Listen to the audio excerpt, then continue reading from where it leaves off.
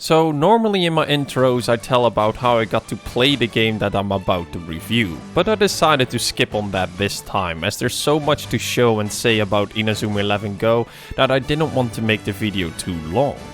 My intro will be in the description for those who are interested, but if you have seen my previous Inazuma 11 review or watched the first 5 minutes of this video, you know why I am reviewing this game. So without further ado, let's kick off Inazuma 11 GO Light and Shadow, as there's a lot to talk about.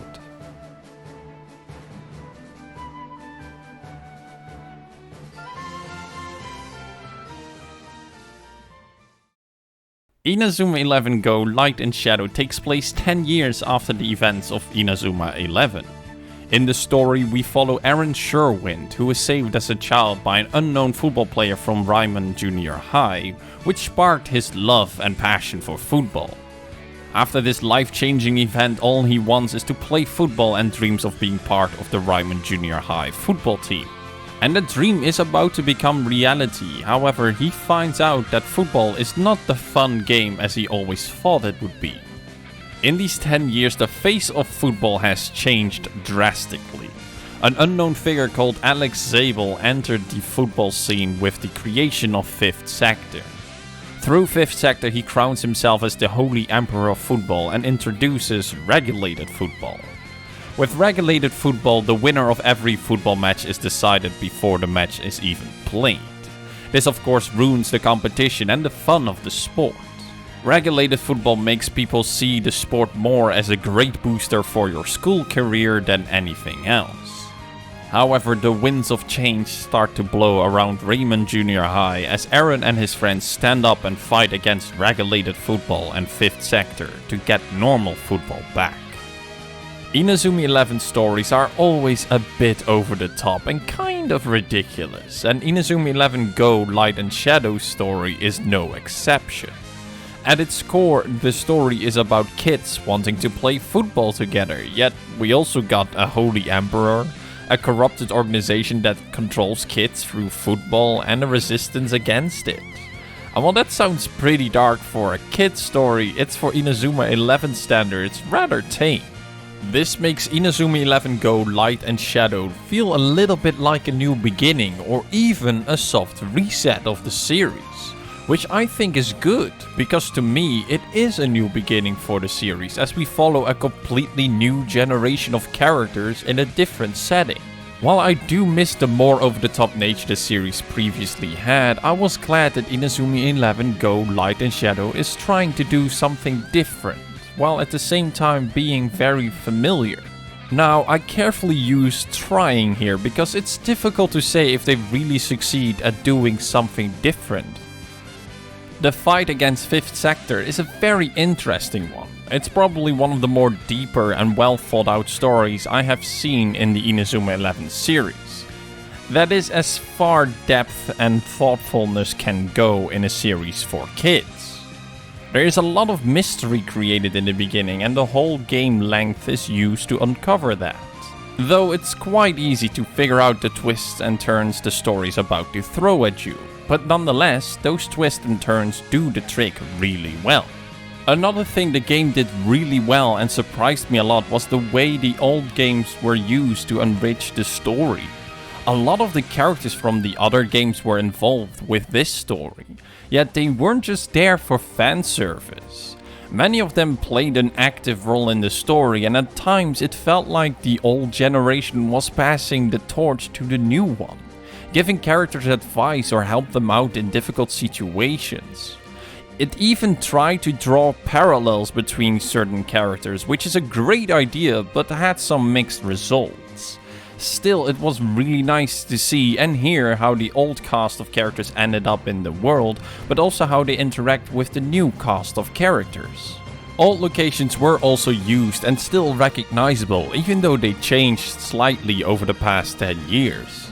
I especially love how Ryman Junior High has changed over the years. It grew from a small school with a football club ready to be disbanded into a powerhouse football school where people come from all over the world to play. And the places that were new fitted in perfectly, making the change from familiar places to completely new flawless. All the parts that this game uses from the old games were used properly, but more importantly, treated with respect. Something I, as a fan, can really appreciate, plus it made the story very enjoyable. But even though I like this a lot, it did come with a big downside. To me, it feels like Inazuma 11 GO Light and Shadow tries to distinguish itself from the old games, but it fails to do so because it uses so much of the old games. There were many times where it felt like the old characters were stealing the spotlight from the new characters, hereby making the story feel more like a time-skipped continuation of the previous games rather than a new story with a new generation of characters. This problem slowly starts to surface the further the game progressed, but it became especially evident when the game finally started to lean on the new characters, as by that point the new characters are not developed and built to be able to carry the story. From all the new characters in Inazuma 11 GO Light and Shadow, I would say 3 got actual proper time and development, but only one of them was actually good. His overall story arc was nice and had some good moments where it overlapped with the main story. I found his struggle very understandable and relatable, which made me really like his character. But maybe I liked his character so much because the other 2 main characters and almost all side characters were so badly developed and used. Their struggles were just there to move the plot forward. Everything they endured was not given proper reason or build up, and instead the solution was just handed to them. You need more strength? Well, here you go, now you got it, for no other reason than that the plot demands it, which just goes against everything Inazuma 11 stands for. This series always puts a lot of focus on things like friendship, working together, care for one another, be a good person, finding ways to improve yourself and to overcome challenges. These elements get emphasized on by how characters develop and grow alone and together as a team through the things they experience. And while the things they experience in the story are over the top and outside of the realm of possibilities, the struggles and dilemmas they go through are not. Things like losing a family member, withholding yourself from doing things you love because of what other people around you say or think about it, or even something as simple as just being jealous of someone are struggles we can all understand and relate to. Of course, even here these elements are exaggerated and even worrisome considering what kind of events these kids go through. But Inazuma 11 always created a nice balance between good and bad exaggerated things. Which is the reason why Inazuma 11 is so cool and enjoyable, and that is where, in my opinion, the strength of this series lies. Now, I will be the first to admit this sudden power given because the plot demands it is not a new issue in this series. However, the reason why the previous games got away with doing it is very simple. It first took time to properly develop characters before increasing their strength just for the sake of the plot. But here in Inazuma 11 GO, the character development is just this sudden gain of power, nothing more. It hereby ignores the usual themes Inazuma 11 has, which is a complete shame as it basically ignores the elements that makes Inazuma 11 good. What is even more of a shame is that in the rare occasion the game does use the old approach and themes, it works really well. The amount of potential good characters that are wasted in this game is shocking. While their development was disappointing, it's safe to say that most of the characters were actually interesting. For example, there was a character introduced that had a last name that makes players and fans of Inazuma 11 go, but that's it. At the end of the game, nothing more was done with this character. He just got brushed off as a good idea, but no further development, and that is how most characters end, which is such a waste. Especially the character in this example was a painful waste, as I thought the idea behind it was really cool and had the potential to not only create a cool character, but also bring the whole team together, which is super fitting for Inazuma 11. Inazuma 11 GO Light and Shadow tried a different approach on the story, which again is great. I can't state enough that the story itself is really interesting and fun. It's over the top, cliché, and for fans of the series filled with useful fan service. On that end, the game felt like it took some really good steps forward. However, this trying a different approach came with a cost. It completely neglected the element that makes Inazuma 11 so good, and the story leans so much on the old games that it can't carry itself, which are some really big steps backwards. What was not a step backwards was the story presentation. In fact, that was more of a great leap forward. The game got a major graphical upgrade that the story presentation really benefited from.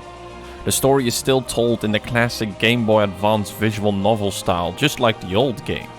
It is a style I like a lot as it gives your imagination a lot of room to play around with the story. Though that room became a little bit smaller with the change from a 2D environment to a 3D one. The greatest benefit was that conversations and event could now use 3D character models, which in turn made more detailed animations and face expressions possible, something that was really lacking and simple in the previous games.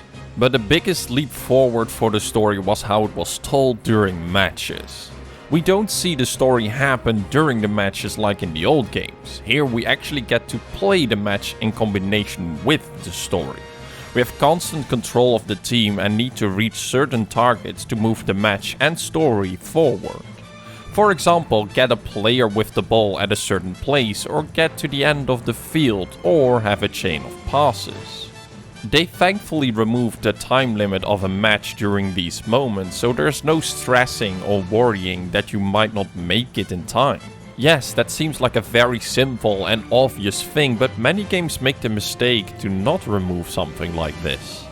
There was one big downside to the presentation, which was the voice acting.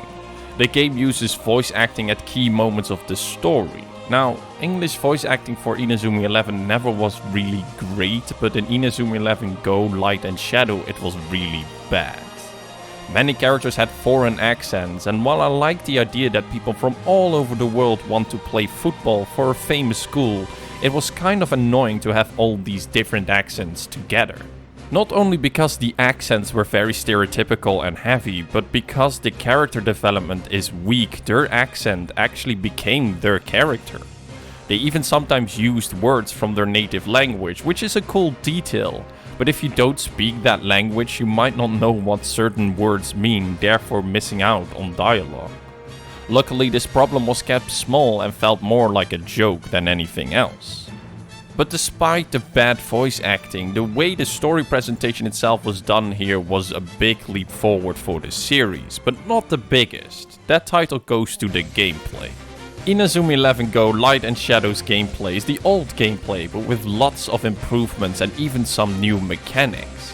While I love the 2D art style of the original games, I had no issue switching to a 3D art style, as it still captured the same feeling. Previously I described Inazuma 11's gameplay as football with RPG and tactical elements mixed with Pokemon and Dragon Ball Z. And while that mix still applies here, it did change a bit. Previous games used an encounter system to initiate duels. These duels used to be 4 vs 4, but are now 5 vs 5, and are initiated by talking to certain NPCs in the world. The increase of players is something I'm not really a big fan of. Room on the field during duels is already small, and with these extra plays it becomes overcrowded. You can't make good plays with passes, and it just becomes a routine of breaking down a wall with sheer numbers of strength. Official matches haven't really changed and are still the 11 vs 11 standard football matches. The RPG and tactical elements in this game mostly surrounds the players. Every player has their own stats, moves and element which plays a role during these duels and matches. When a player with the ball hits a player of the opponent's team, they sort of get into a fight. Here you get to decide what your approach is going to be to pass this particular player. You can use a simple or slide tackle, but if you think you need a bit more power, you can use one of these special moves, which honestly is still the coolest thing of the whole series. These special moves take the game of football and turn it up to 11.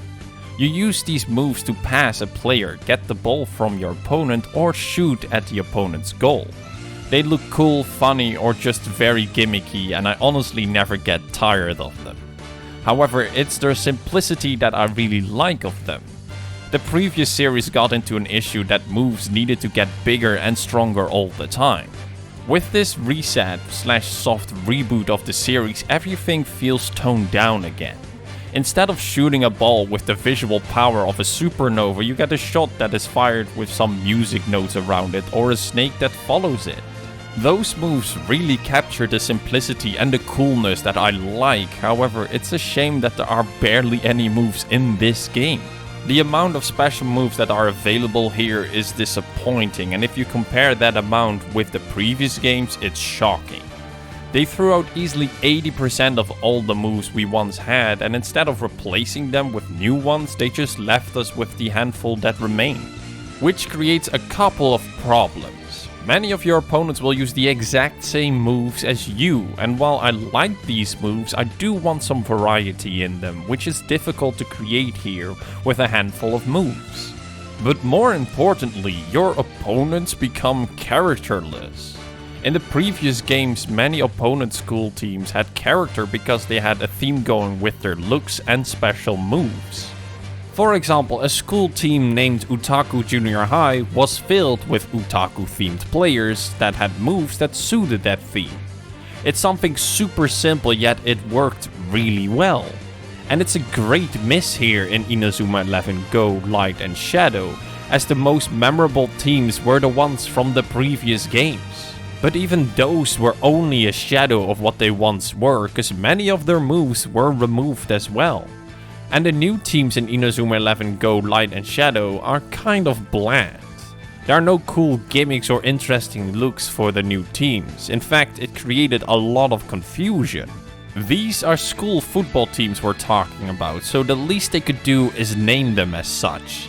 Yet here we have school teams named Milky Way, or Almighty Faith, or Pirate Grove, which are cool names but are not school names. Only the latter one actually represented their school name with looks and moves. The rest barely had any identity with their school besides some looks and player names. Another problem that comes with the lack of moves is that recruiting new players becomes boring. Every opponent you face in the game can be recruited when specific objectives are completed, which I really like, as setting up your team plays a huge role in the game, especially in endgame. Normally you would seek out players that have interesting looks and special move lists. Or even better, you would recruit a player so you could teach them specific moves that would fit in the theme of your own team. That is unfortunately gone now, as there are not many exclusive special moves for a few players, and there's not enough variety in special moves to create unique players yourself. And while we're talking about recruiting players in endgame, I want to address a huge problem on that end as well. Throughout the whole game, you are slowly getting your team together with new players. However, every player you recruit drops down to level 1, and when all your players are around level 40 or something, it creates a serious level gap. You can't use your newly recruited player because that player is significantly weaker than everyone else. It also can't face the opponents that you normally face, as their level is way higher than level 1. However, closing this level gap is not really an option, as all players keep gaining XP even if they are not active in your team. In other words, all the newly recruited players have to catch up with the main team. However, their level cap keeps rising, so it will take longer and longer for your new players to actually become useful to you. And to make matters a bit worse, if you complete the story, you unlock a lot more endgame and opponents' teams to play against. Usually they hold special requirements to beat, and normally they consist of interesting players to recruit.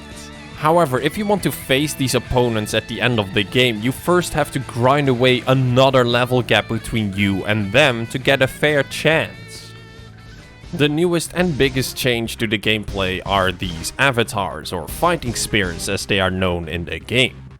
I called the gameplay a mix of Dragon Ball Z and Pokemon, but you could say they added Beyblade to the mix now as well. When special moves and team tactics are not good enough, you can summon these fighting spirits. They give you a great boost of power, but are bound to a specific character, and their usage is very limited. There are different types of fighting spirits, which decides what kind of special move a fighting spirit will have. There are a lot of variations and different forms of fighting spirit, and overall they just look really cool. However, this is the element that made me quit the anime. Now the game takes a different approach on these fighting spirits, which actually worked better for me. Instead of having fighting spirits present all the time, they are in the game most of the time invisible and only show up during fights, special moves or shooting. Which is a very big improvement if you ask me over the anime, where a fighting spirit towers over the football field for most of the time and is constantly in your face. Yet I still don't like them in general. When you summon one of these fighting spirits, everything from tactical and RPG elements to special moves and playing football itself are tossed out of the window. Your player is now an unstoppable tank that rushes past everyone without any problem. And once it burned up its fuel, you just summon the next fighting spirit. The only way to counter these unstoppable tanks is by using your own fighting spirit. So at the start, you and the AI starts to summon fighting spirits till the maximum has been reached, and then starts to burn them away against each other. And once all the fighting spirits are used, the match probably has already ended, or you just summon new ones. However, fighting spirits make things even worse, because when you play against AI without any fighting spirits, the match becomes super easy because nothing is able to stop you. Now, if you're like me and force yourself not to use fighting spirits unless you really have to, the game doesn't get any better.